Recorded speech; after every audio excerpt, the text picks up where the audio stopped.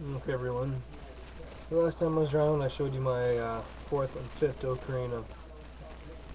Since then, I've pretty much finished them off. My fourth one I thought was a failure, but I fixed it up a little bit.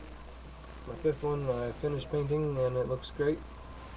And pretty much, I've just about finished making my sixth, and almost have it painted up and everything. Just still a little bit of a testing stage with a specific mm, clear coat. For the time being, though, I moved on to my seventh ocarina because I was excited to try out a new clay. Now, this clay, everyone, I will warn you, it is garbage. Terrible stuff. And if I can give any advice to anyone out there, unless for some reason you enjoy using this kind of clay or just want to check it out for yourself, uh, if you ever see it in stores anywhere, it is a small silver package, probably about that big. So maybe, the length of your hand, not much thicker. Like, it's pretty rectangular shape, long, thick, skinny bar. I'll guess maybe like 10 inches long by an inch thick, not even. Anyways, it's a foil wrapper. It's pretty plain to look at. It looks like it's got your standard woman sculpture kind of picture on the front of it, and over top of it has text saying modeling and sculpting clay. And on the back it has just very brief instructions saying it's reusable, it's dries on its own, you don't need to fire it or anything, and it just says to reuse it, just re-moisten and go at her. Anyways, I just wanted to give it a try, see what it was like with this clay that it doesn't have to be fired. Self-drying, air drying, whatever. It is so hard to work with. It is soft, it is sticky, it does not maintain any kind of shape. It was just really a pain to work with. You make your shape and you cut it in half and you hollow it out, and it just would not keep shape. So after I had the two halves hollowed out and slipping them together, oof, what a pain. Anyways, I did it though. It took me forever, and the amount of time I put into it, if I was using my regular clay, I probably would have had one of my best ones ever. Because this is my first one that I made in the key of C. And unfortunately, it failed because of the clay. At least I'm, blaming it on the clay, and I hope it is. Anyways, once I got my main shape figured out, cut the sound hole and attached the mouthpiece, and started smoothing it out, it sounded great. It sounded like it was probably one of the best sounding ocarinas I've made so far. And I was really excited about it. But because it was so hard to work with and I didn't want to compromise its shape, I let it dry out a little bit before I started putting my holes in it. Now that didn't seem to make too much of a difference, but I let it sit in kind of a moist bag overnight, and when I came out it had hardened enough to really start putting some holes in it, and it still sounded just amazing. But as I started working on it and putting the holes in it, I noticed that the sound was changing. Like of the bass note being C, it sounded like it was changing on me. So I went over it and retuned it again from scratch.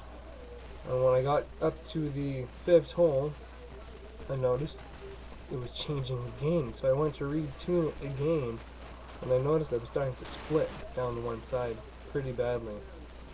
So I figure it was just cracking all over the place on the inside and just changing as it dried out, because it's not your standard normal clay. It was probably shrinking and changing shape a little bit on me. So if I wanted to make any actual proper tuning with it, I'd have to let it dry out probably 100% completely. So I figured for the time being I'd just let it sit and dry out and see what it does, but the more it dried out, the less sound it gave me, and after sitting for a couple days, it gives me no sound whatsoever. Nope. you know, just give you guys a show. This is what it looks like.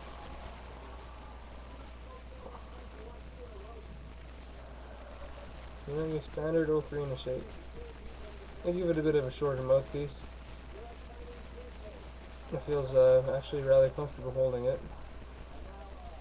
As you can see, not many sound holes in it just yet, because that's as far as I got.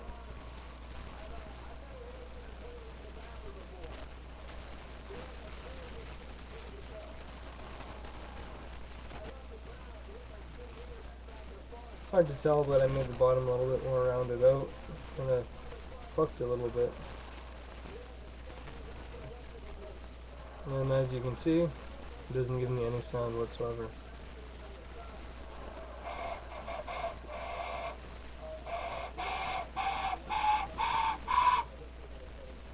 No sound. If you can make it out.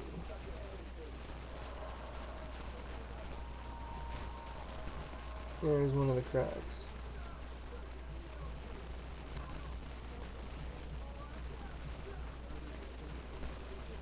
Now you can barely make it out.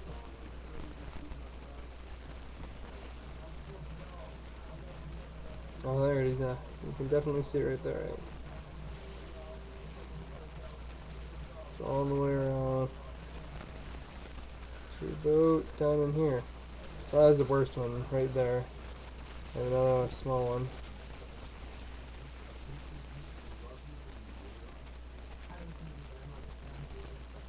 Right in here somewhere. Another one right in the front, right along here. Another one on the back. Just cracking all over the place. So really, this kind of clay is just terrible to work with. And if I can just give anyone any advice, don't try it. It's not worth it. It's cheap to get. Like it was like $1.99 or something extremely cheap. I don't even remember, like $1. So price-wise, super cheap, which is nice.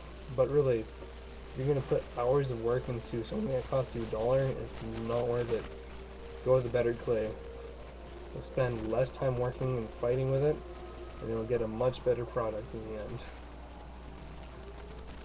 Alright guys, hopefully my next video will be showing you my 6th ocarina, all finished and done, and after that, once that one is complete, then I will show you a video of all my ocarinas to date, and a video showing you the ocarina, giving you a little bit of a show playing it, and we'll have quality pictures in it too.